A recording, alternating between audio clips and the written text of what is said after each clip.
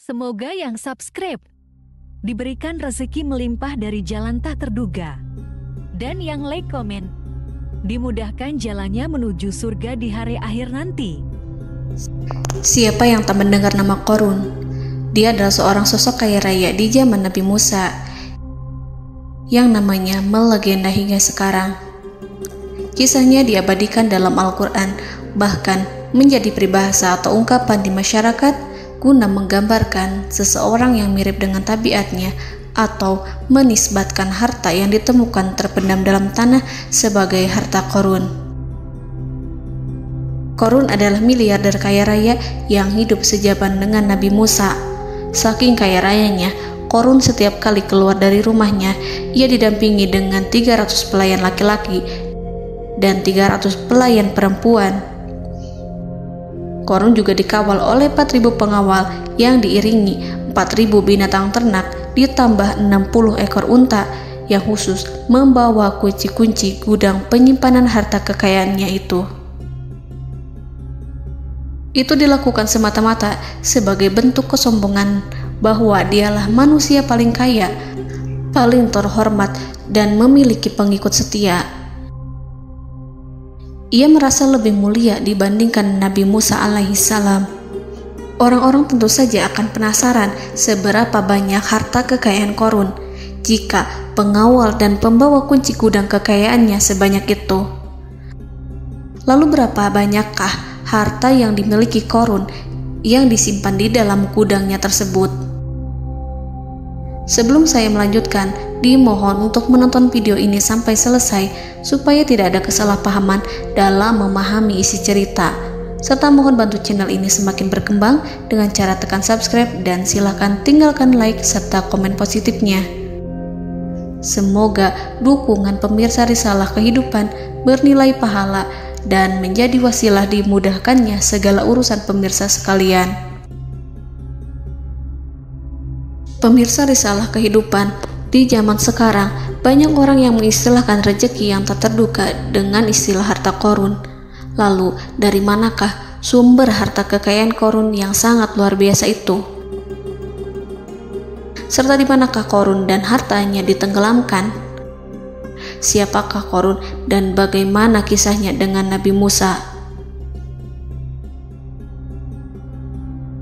Qorun merupakan kaum Nabi Musa alaihissalam. Disebutkan oleh Ibnu Jurayj, nama lengkap Qorun adalah Qorun ibnu Yashar, ibnu Qahis, ibnu Lawi, ibnu Yakub.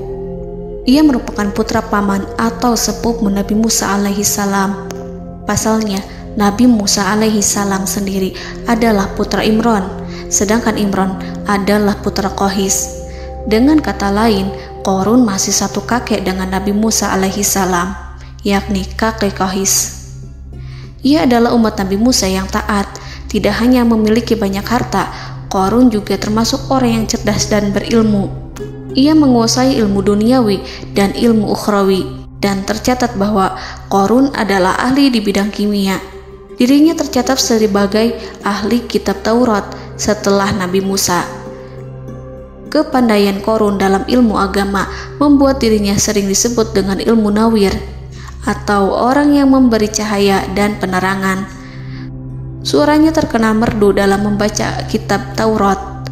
Selain itu, Qorun juga lihai dalam berbisnis. Ia mengetahui trik investasi yang menguntungkan, serta jalur perdagangan internasional yang strategis di zamannya. Kekayaan Qorun begitu banyak, sebagaimana tercatat dalam surat Al-Qasas ayat 76. Sesungguhnya Qorun termasuk kaum Musa, tetapi dia berlaku aniaya terhadap mereka. Kami menganugerahkan kepadanya perbendaharaan harta yang kunci-kuncinya sungguh berat dipikul oleh sejumlah orang-orang yang kuat. Dalam riwayat Kaisamah disebutkan, kunci gudang kekayaan Qorun dibutuhkan 60 bigol atau sejenis kuda kecil.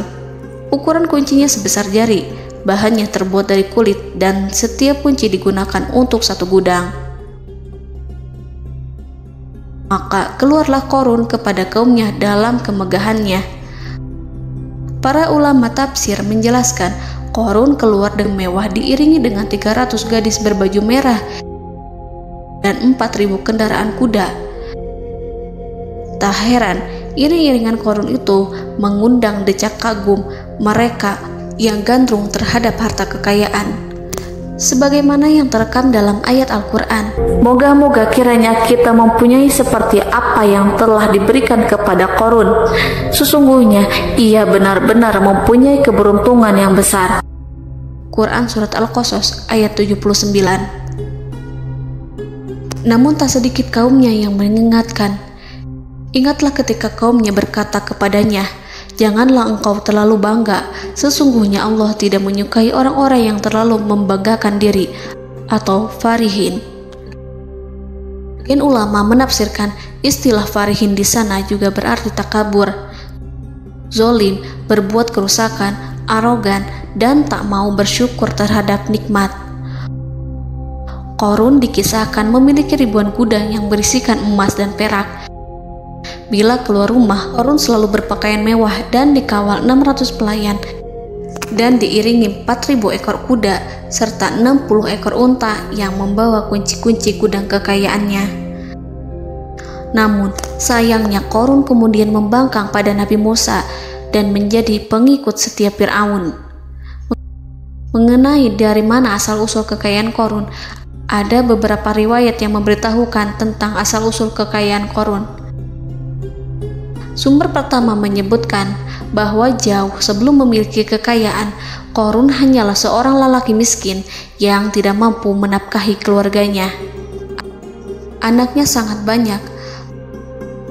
Lalu suatu ketika Qarun datang kepada Nabi Musa.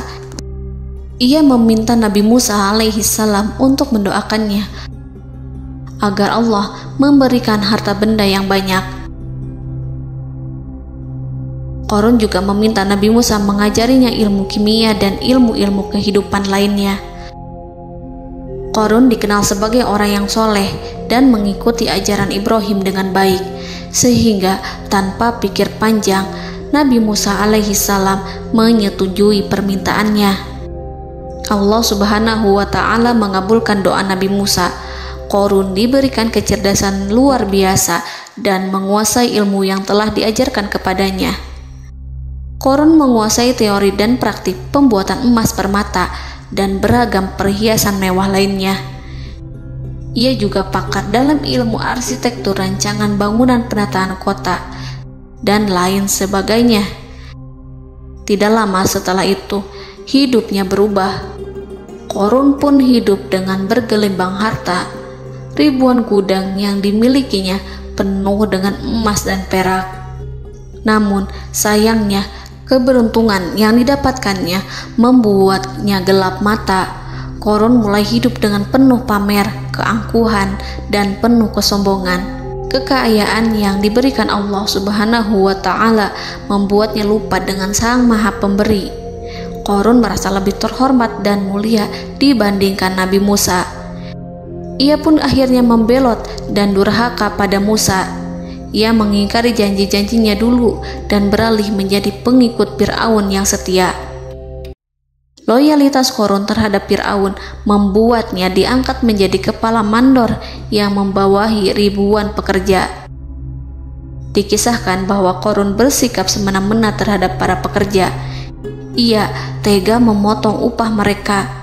Ia melakukan korupsi demi membangun istana dan kemegahannya sendiri, dan untuk membangun gudang-gudang penyimpanan harta yang telah ia kumpulkan jauh-jauh hari.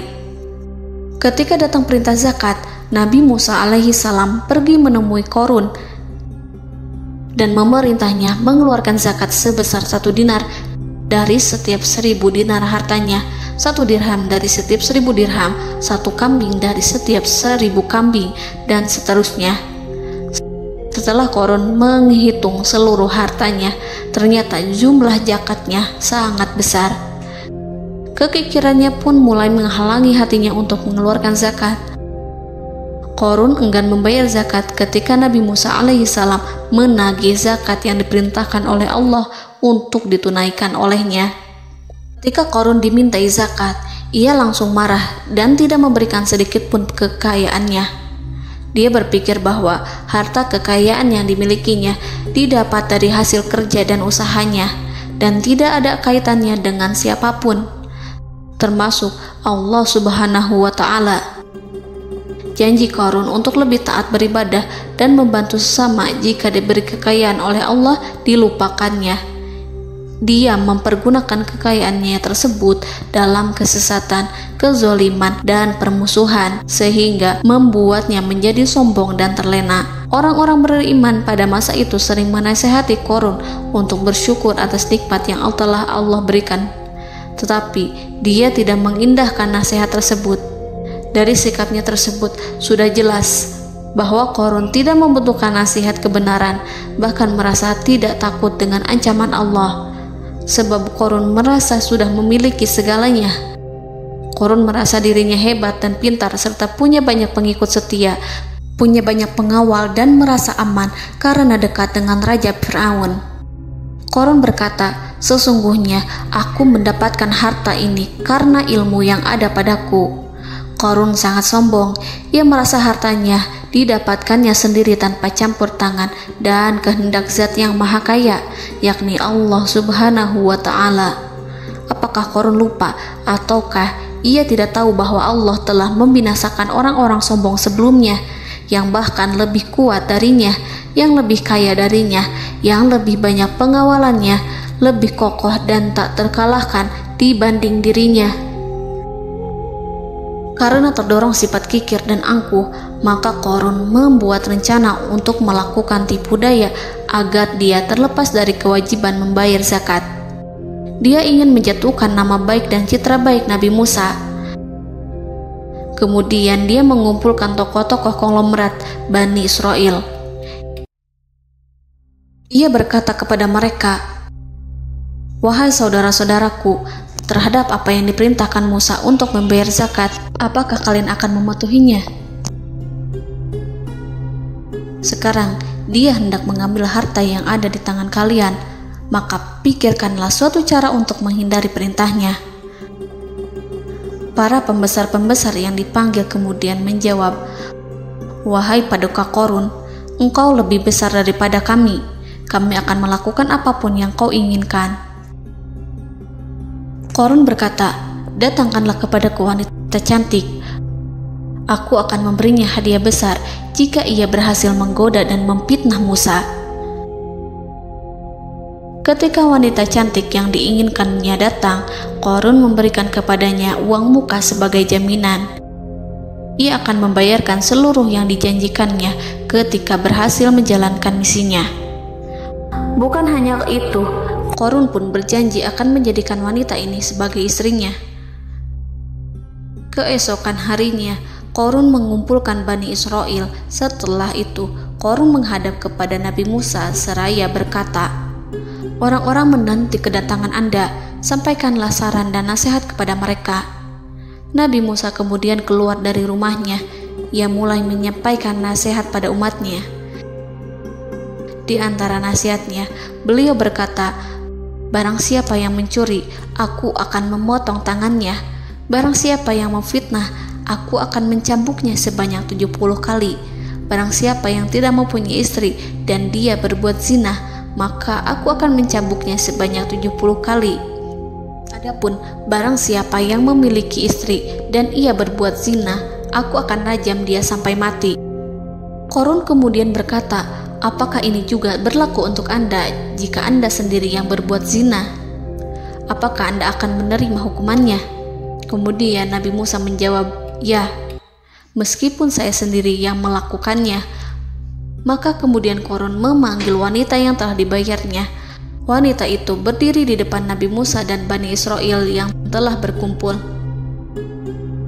mengaku sedang hamil karena berhubungan badan dengan Nabi Musa. Maka marahlah Nabi Musa atas fitnah kejam yang diarahkan kepadanya. Kemudian Nabi Musa melakukan sholat 2 rakaat, lalu mendatangi wanita itu dan menyumpahnya agar mengatakan siapa yang menyuruhnya. Wanita itu menjadi ketakutan. Ia bergemetar di depan Nabi Musa dan mengaku bahwa yang menyuruhnya adalah Qarun. Lalu wanita itu bertaubat dan meminta maaf kepada Nabi Musa. Seketika Nabi Musa bersujud seraya berdoa kepada Allah agar menimpakan azab kepada Qarun. Allah memberi wahyu kepada Musa bahwa bumi telah dijadikan tunduk kepada perintah Nabi Musa. Kemudian Nabi Musa berkata kepada bumi, "Wahai bumi, telanlah Qarun beserta kekayaannya, habiskanlah semua." Kala itu Allah menurunkan wahyu kepada Musa alaihissalam untuk memerintah bumi apapun yang diinginkannya. Begitu Nabi Musa alaihissalam datang dengan wajah sangat marah, barulah Qarun merajuk, "Wahai Musa, sayangilah aku." Sementara Nabi Musa alaihissalam tak bergeming. Beliau lantas berkata pada bumi, "Wahai bumi, ambillah mereka." Seketika rumah Qarun mulai bergetar. Qarun dan antek-anteknya mulai dibenamkan hingga bagian lututnya. Rumahnya ikut turun sedalam lutut. Qarun kembali merajuk, "Sayangilah aku Musa." Rumahnya kembali berguncang. Kini Qarun dan kawan-kawannya kembali terbenam hingga pusar. Demikian pula rumahnya. Qarun terus merajuk, "Wahai Musa, sayangilah aku." Sementara Nabi Musa alaihissalam kembali meminta bumi, "Wahai bumi, ambillah mereka." Rumah Qarun berguncang lagi, sementara Qarun dan kawan-kawannya terus terbenam hingga bagian tenggorokannya. Demikian pula rumahnya. Qarun lagi-lagi menjerit, "Wahai Musa, sayangilah aku." Namun Nabi Musa alaihissalam tak bergeming. Beliau terus meminta bumi menelannya hingga akhirnya Qarun dan kawan-kawannya hilang seluruhnya ditelan bumi. Tak lama setelah itu Allah berkata, "Wahai Musa, apa yang membuatmu bersikap demikian? Padahal demi kemuliaanku, andai dia Qarun berdoa kepadaku, niscaya aku akan rahmati. Maka kami benamkan dia beserta rumahnya ke dalam bumi, maka tidak ada baginya satu golongan pun yang akan menolongnya selain Allah, dan dia tidak termasuk orang-orang yang dapat membela diri." Quran Surat Al-Qasas ayat 81. Lalu di manakah lokasi ditenggelamkannya Qarun beserta harta bendanya? Konon berdasarkan kepercayaan beberapa masyarakat setempat, Qarun ditenggelamkan di sekitar sungai atau danau Moris yang terkenal di kota Payom, negara Mesir. Qarun konon mendirikan istana dan di tempat itu pula ia ditenggelamkan. Dahulu, Qarun berkeinginan membangun sebuah istana, namun tidak diizinkan oleh Fir'aun jika istana itu dibangun di samping istana Fir'aun. Terlebih, Qarun juga tidak ingin membangun istana di tengah pemukiman Bani Israel yang terletak di tanah Jasan. Fir'aun pun memberikan tanah di wilayah Fayom.